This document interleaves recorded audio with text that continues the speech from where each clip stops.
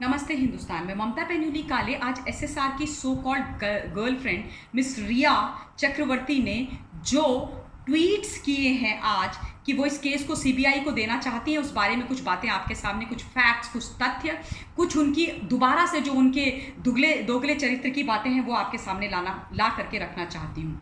पहली बात, ये रिया चक्रवर्ती ने आज फिर से वही फॉल्स नैरेटिव बिल्ड करके हम सबके दिमागों में डालने की कोशिश करी है और ये बात जग जाहिर कर दी है कि वो कितना सुशांत सिंह राजपूत के साथ है, कितना वो इस केस की सच्चाई को जानना चाहती हैं और क्या क्या वो कुछ चीज़ों को दबा रही हैं। देखिए, उन्होंने इस केस में सीबीआई को देने के लिए जो निवेदन किया है उसमें उन्होंने लिखा है कि मैं ये केस सीबीआई को इसलिए देना चाहती हूँ क्योंकि मैं ये जानना चाहती हूँ कि what compelled SSR to take such a step. यानी कि वो साफ तौर पर ये बात कह रही हैं कि एसएसआर ने आत्महत्या करी है, ये किसी प्रकार की हत्या नहीं है, उसका कोई मर्डर नहीं हुआ।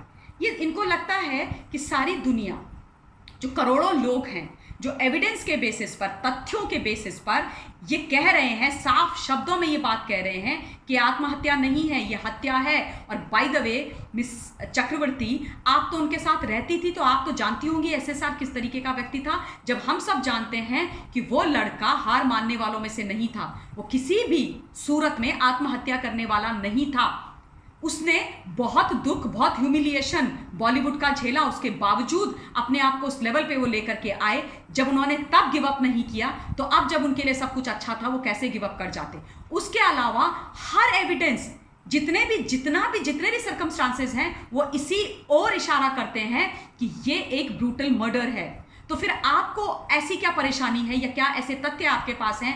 क्या आप ऐसा छुपाना चाहती हैं? क्यों आप इतना डर रही हैं ये बोलने में कि मुझे कातिलों को पकड़वाना है, मुझे इस हत्या की सच्चाई को जानना है? क्या परेशानी है आपको बोलने में? क्या प्रॉब्लम आपको आ गई है? दूसरी बात, आपके ट्वीट के बारे में बताना चाहती हूं। आप इस ट्वीट में कहती हैं कि आपको सरकार पर पूरा भरोसा है, हाउएवर आप चाहती हैं कि ये केस सीबीआई को चला जाए और आप हिंदुस्तान के आदरणीय गृह मंत्री श्री अमित शाह जी से निवेदन कर रही हैं। आपको मैं ये बता दूं कि आपने हम सबके ट्वीट्स देखे होंगे, जो आप पक्का देख रही हैं, आपने हमारी बातें सुनी होंगी। तो क्या आपने ये नहीं देखा कि हम सारे के सारे लोग, मैं बार बार चीख चीख कर, चिल्ला चिल्ला कर महाराष्ट्र की सरकार से ये निवेदन करती हूं कि कृपया आप इस केस को सीबीआई को दे दें। आप महाराष्ट्र की सरकार इस केस को सीबीआई को दे दें। हम लोग भी डायरेक्टली सीबीआई को या सेंट्रल गवर्नमेंट को निवेदन कर सकते हैं। इतनी कोई प्रॉब्लम वाली बात नहीं है कि आपको ट्वीट करना पड़ेगा। अगर हम एक महीने से ये लड़ाई लड़ रहे हैं लेकिन हम स्टेट गवर्नमेंट को निवेदन कर रहे हैं, उसका एक कारण है, कानूनी कारण है। मैडम, मैं आपको बता देना चाहती हूं कि जो स्टेट गवर्नमेंट होती है उसको सेंट्रल गवर्नमेंट से निवेदन करना पड़ता है कि वो किसी भी केस को सीबीआई को दें और उसके बाद जो स्टेट गवर्नमेंट होती है उनको एक नोटिफिकेशन ऑफ कंसेंट इशू करना पड़ता है अंडर सेक्शन 6 ऑफ डीएसपीई और उसके बाद central government under section 5 of DSPE एक नोटिफिकेशन जारी करती है और उसके बाद ये प्रोसीजर कंप्लीट होता है। ये जानकारी आपको होनी चाहिए। इसलिए अगर आप दिल से चाहती थी कि ये केस सीबीआई को जाए तो आपको महाराष्ट्र के मुख्यमंत्री से, महाराष्ट्र के गृह मंत्री से निवेदन करना चाहिए था कि इस केस को आप जो है सीबीआई को दे दें। पर आप एक तरफ कहती हैं कि आपको वहां की सरकार पर तो पूरा भरोसा है। अगर इतना ही भरोसा है आपको वहां की गवर्नमेंट पर, तो फिर आप ये केस क्यों देना चाहती हैं सीबीआई को? मतलब चित भी मेरी पट भी मेरी, ये कौन सा गेम आप खेल रही हो? और आप क्या सोचती हो कि आपके ये जो बिटवीन द लाइंस जो आप बोलने की कोशिश कर रही हो, ये हमको दिखता नहीं है, समझ में नहीं आता है? और क्या हम इस बारे में बोलेंगे नहीं? अगर आज आप संदेह के घेरे में आती हो तो इन्हीं कारणों से आती हो। और एक और बात मैडम रिया चक्रवर्ती, अगर आप नहीं चाहती कि ये प्रोसीजर आप फॉलो करें, आपको नहीं पता है, तो एक और रेमेडी है इसकी, मैं बता दूं आपको। वो ये है कि आप जो हो जितनी जल्दी हो सके आदरणीय सुप्रीम कोर्ट, हाई कोर्ट में जाइए, वहां पर निवेदन दीजिए और उनसे निवेदन कीजिए कि वो इस केस को सीबीआई को दे दें, क्योंकि उनके पास पावर्स हैं कि वो जो है किसी भी स्टेट का केस जब उनके संज्ञान में लाया जाए, उनके निवेदन में लाया जाए, तो सीबीआई को डायरेक्टली दे सकते हैं। आप ये वाला रास्ता क्यों अख्तियार नहीं करती? आप ऐसा क्यों नहीं करती? बहुत आसान है आपके लिए। आफ्टर आफ्टर ऑल आपके बॉयफ्रेंड का इतना ब्रूटल मर्डर हुआ है, तो जाइए। 1 महीने से आप किस चीज़ का इंतजार कर रही हैं? पैसा भी बहुत है आपके पास, कोई लॉयर हायर करके आप ये सारे ऑप्शंस एक्सप्लोर कर सकती थी और अब तक आप डिसीजन लेके आप सब कुछ कर सकती थी। आप किसका इंतजार कर रही हो? आप हम लोगों का इंतजार कर रही हो कि हम आपको ये बताएं, या फिर इस तरीके के आई वॉश करने वाले आप ट्वीट्स डालोगी और उसके बाद तमाशा करोगी, सॉब स्टोरी सुनाओगी हम लोगों को? अगर हम इस केस के पीछे पड़े हुए हैं, इस केस की लड़ाई लड़ रहे हैं, तो हमारा कोई मोटिव नहीं है उसके पीछे। हमारा कोई मोटिव नहीं है सिर्फ इस बात के कि हम एसएसआर को न्याय दिलाना चाहते हैं। हम नहीं चाहते कि बॉलीवुड का ये गंदा खेल, ये मनमानी चलती रहे और एसएसआर के जैसे बाकी लोगों के साथ भी ऐसी हरकतें वहां पर ये जो सो कॉल्ड तुम सारे लोग हो वो करो। इसलिए हम इस लड़ाई को लड़ रहे हैं और इसलिए हम अपना टाइम एनर्जी इसमें इन्वेस्ट कर रहे हैं अपनी नैतिक और सामाजिक जिम्मेदारी समझकर, और हम ये करते रहेंगे। और बाय द वे, महाराष्ट्र सरकार, आपकी जानकारी के लिए बता दूं, महाराष्ट्र जो है एक पूर्ण राज्य है, यूनियन टेरिटरी तो है नहीं कि सुओ मोटो संज्ञान लेकर के सीबीआई इस केस को अपने पास ले ले। तो फिर भैया तुम क्या ये क्या तमाशा करके रखा हुआ है तुमने इस ट्वीट के माध्यम से?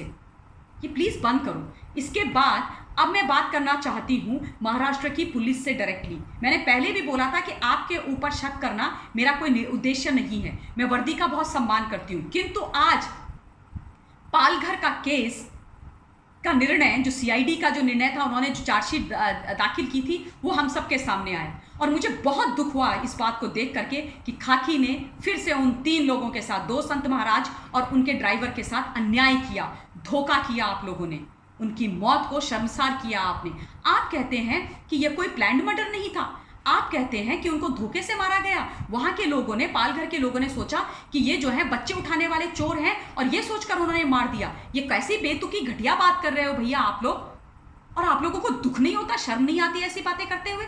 आप मुझे ये बताइए, वो अपनी गाड़ी से वहां से ट्रैवल कर रहे थे, वो पैदल चल करके तीनों लोग किसी के घर में जंप तो कर नहीं रहे थे बच्चा चुराने के लिए, किसी का बच्चा उठाते हुए तो वो पकड़े नहीं गए थे। तो फिर आप लोगों ने ये कैसे मान लिया कि वो जो है बच्चा उठाने वाले लोग थे, चोर थे?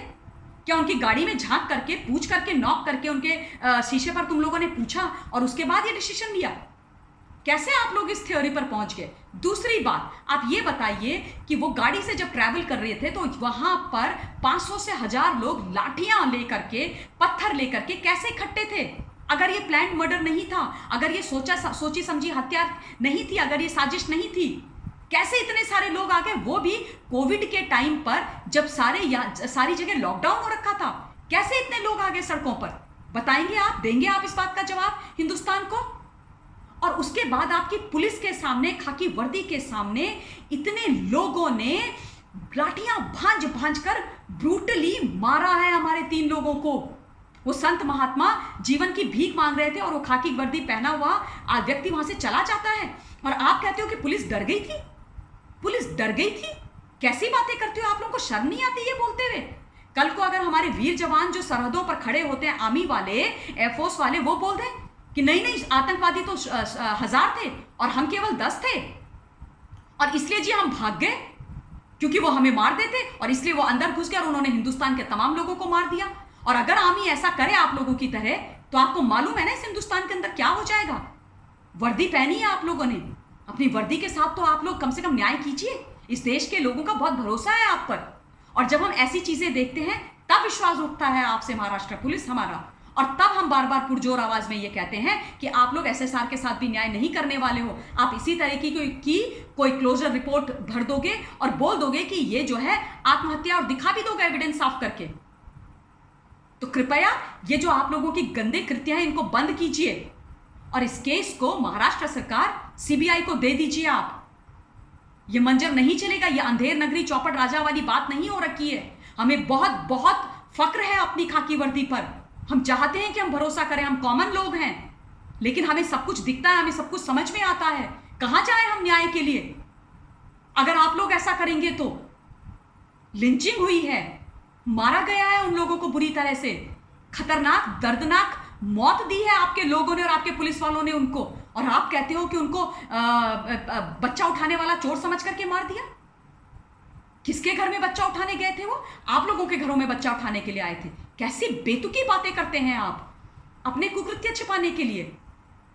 ऐसा मत कीजिए, ऐसा मत कीजिए। जो सच्चे और अच्छे प्रहरी हैं इस खाकी में, उनका नाम भी बदनाम मत कीजिए। और इसलिए मैं बार बार बोल रही हूं कि इस केस को उठा करके सीबीआई को दे दीजिए आप, पालघर का केस भी और एसएसआर का केस भी। ये निवेदन है मेरा हाथ जोड़कर महाराष्ट्र की सरकार से, आप प्लीज दीजिए। सीबीआई अपना काम कर लेगी और दूध का दूध पानी का पानी हो जाएगा। एसएसआर को, हमारे दोनों संत महात्माओं को और उनके ड्राइवर को न्याय मिल जाएगा, क्योंकि हम दिल से चाहते हैं उनको न्याय मिले। धन्यवाद। जय हिंद।